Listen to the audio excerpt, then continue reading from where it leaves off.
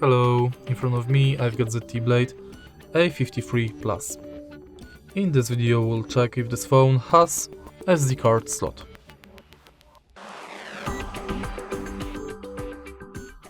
In order to check it, we have to eject this SIM card tray.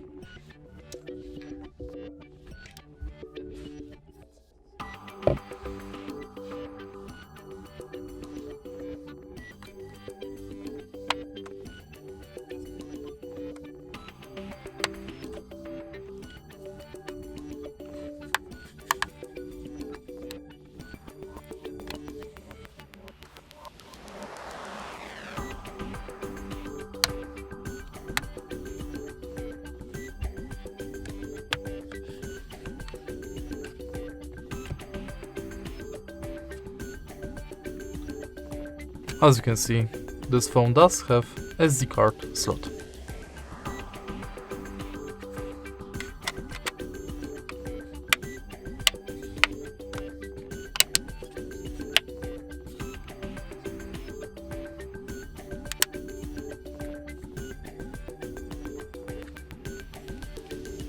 If you find this video helpful, please leave like, comment and subscribe.